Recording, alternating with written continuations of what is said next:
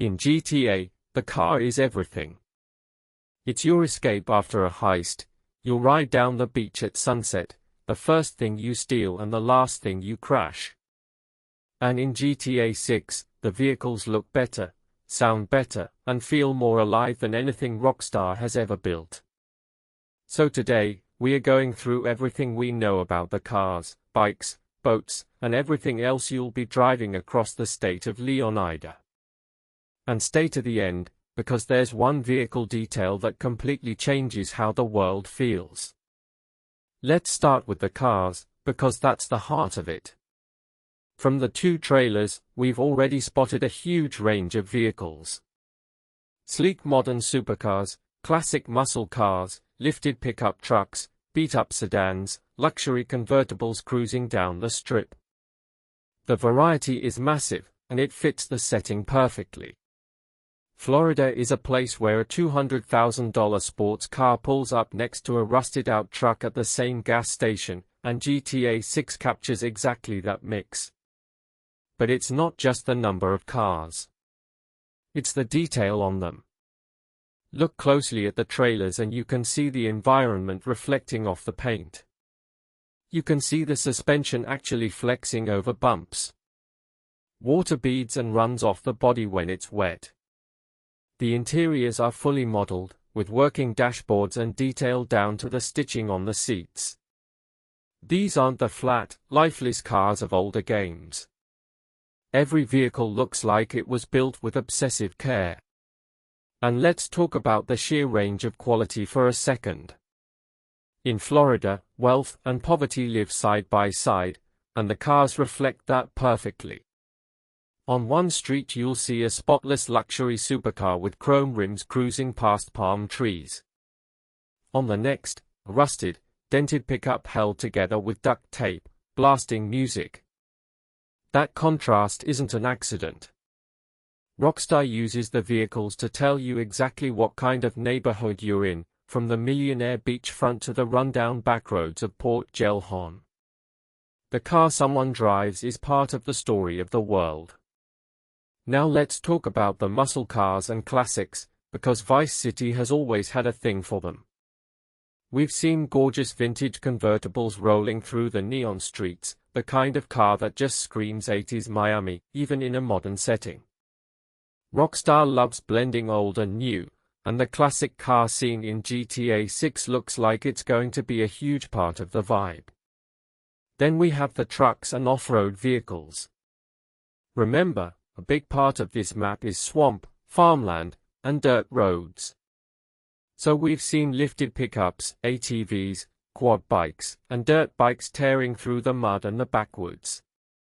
The dirt bike dirtbags, a crew we spotted in the first trailer, are all about this.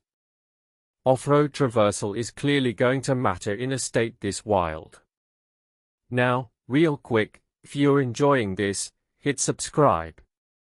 This channel breaks down every single part of GTA 6 before anyone else. Now, let's get to the two-wheelers. Motorcycles are back, and they look incredible. We've seen sport bikes weaving through traffic and, more importantly, the choppers of the Final Chapter Motorcycle Club rolling through Ambrosia in a pack. Riding with a gang of bikers through the streets is going to be an entire experience on its own. And the animation on these bikes, the way the riders lean and shift, looks miles ahead of GTA 5. But here's where GTA 6 really separates itself from every game before it, the water. Florida is surrounded by it, so boats aren't a side feature here. They are essential.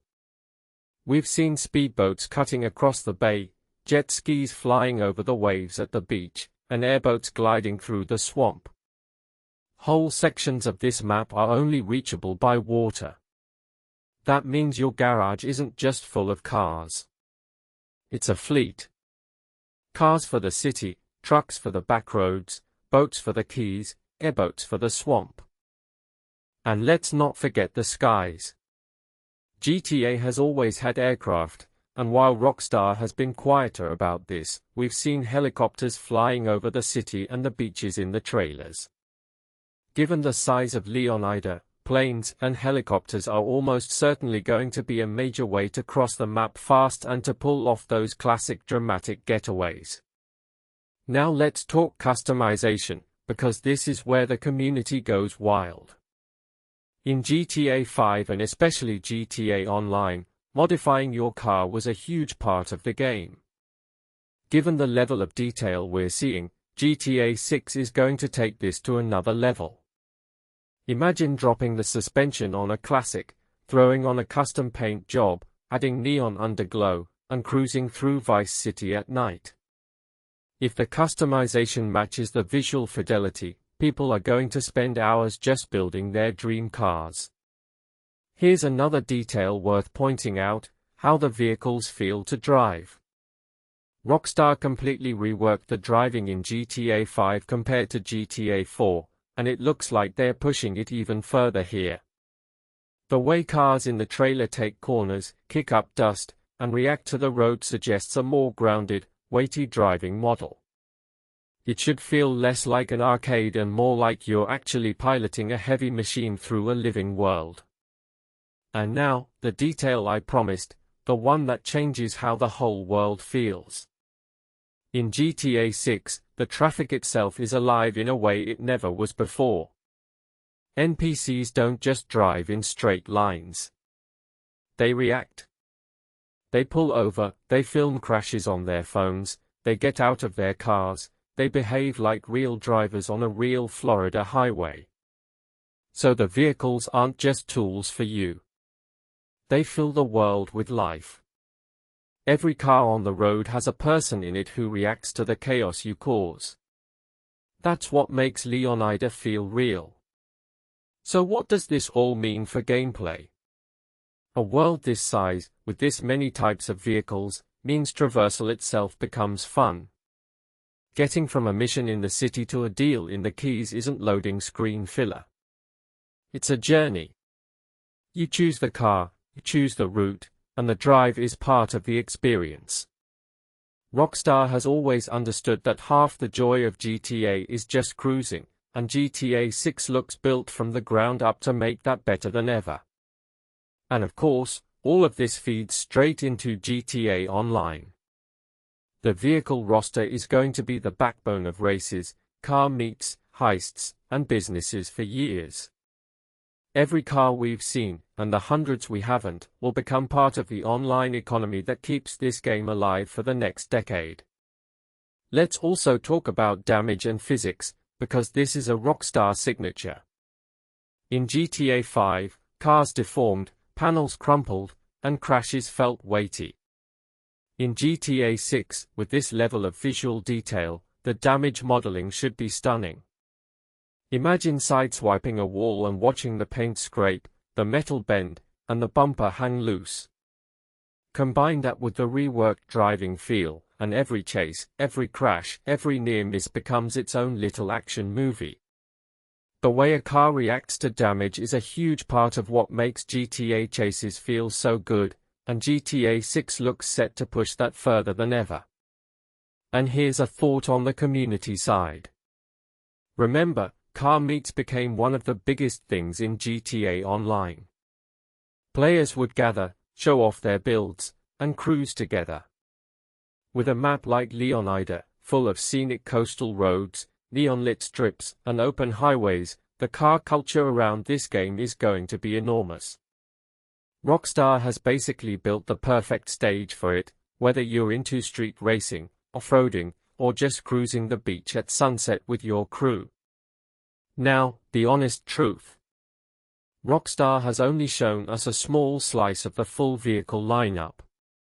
Based on past games, GTA 6 will likely launch with hundreds of vehicles, and add many more over time. What we've seen in the trailers is just the tip of the iceberg.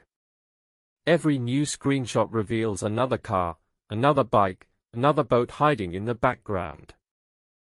So that is everything we know about the vehicles of GTA 6, so far.